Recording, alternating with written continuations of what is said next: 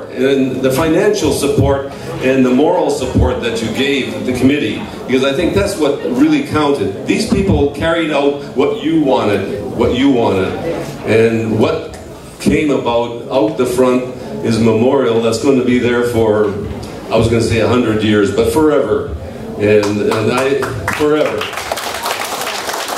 And I just want to say that on my part, I just made so many good friends, and with Chris and with Councillor Damerla, the same thing. You've made a lot of friends, and you've made a memory, and you've made a monument that's to not just to the Vietnamese, it's to Canada. And all I can say is that you're a great group of people. Keep up the good work. I'm looking for your next project. Thank you very much. Thank you so much. Certainly, if we have another project, we will involve you from the day one.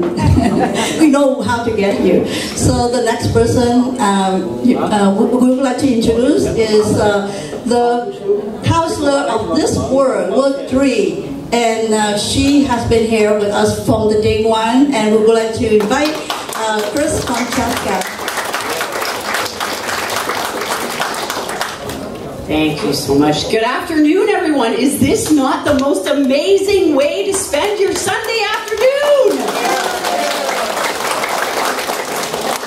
To the Vietnamese Boat People Memorial Association Board, supporters, to all the special guests and dignitaries that are here today, to all of the different Vietnamese organizations, and most importantly, to everyone in the Vietnamese community.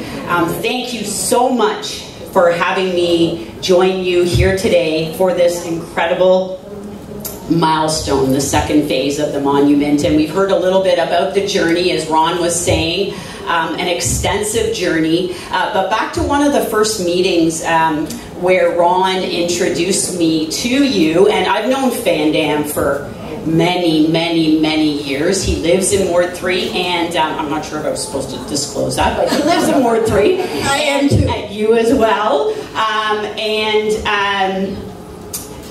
Some of the words that we talked about when at one of those first meetings was how patient, how persistent, and how passionate and compassionate the Vietnamese community is here in Mississauga. Not only in Ward 3, but throughout our entire city. So just a big thank you to the Vietnamese community for being patient, for being persistent, for being passionate and compassionate in all that you do in the city of Mississauga.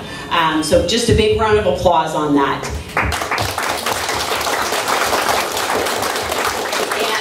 And on that day, one of the first meetings, yes, it really was you, Ron, like a lot of bumps in the road, but you came forward and you said, you know, this is a very good site for a whole variety of reasons. And from there, we didn't look back. The community didn't look back. Councillor Damerla, Mayor Crombie, all of council, we did not look back in doing what we could, our little part, in trying to support all of you in your vision to have this monument come to fruition. Just a couple of other words, because I know we want to get out to the flag raising and see the incredible panels. I also just want to say, Van Dam, you said, you know, the monument and the panels are your way of giving back to Mississauga and to Canada. But you're being very modest. All of you are being very modest. The ways in which you have given back to our city of Mississauga, to Canada, all of you have given back is, I'm going to use a phrase that Hazel McCallion used to say, is second to none. You empower the community. You inspire the community. You inspire all of us on council. You engage everyone and anyone. And you know, you could just be fundraising for the Vietnamese community, but you are day in and day out through business leaders, making connections with business leaders, making connections with a whole variety of different organizations, other cultural groups. You are always trying to uplift everyone in the community. And for that, I want to say a huge thank you. And one final thing, my husband Peter was not able to be here today. He was very upset about that because he really wants to, wherever he can, even in Ottawa, he's advocating for the Vietnamese community. He's telling everyone about what you do to empower and engage and inspire the community. So he did want me to pass along a big congratulations to all of you. And he will, when he is in Mississauga, he will make sure that he comes out to the second phase, to the panels, and invites all of you to join him. But he did say on one condition that it would have to be Fan Dam that was taking the photos, because Peter is not anywhere near as good of a photographer as you are. So, thank you again very much, and I look forward to Thank you so much, Councillor Fonseca. Can you stop for a second? Can you stop and turn around for a second? Because seeing all your great support, we just came up with the idea of building a second one, which is bigger. Will you still be supporting us? support you in any way I can. So your work has been recorded. I remember that. We have a witness too. Thank you so much. And next, we would like to invite Councillor Ward 7, Ms. Dipika Damerla.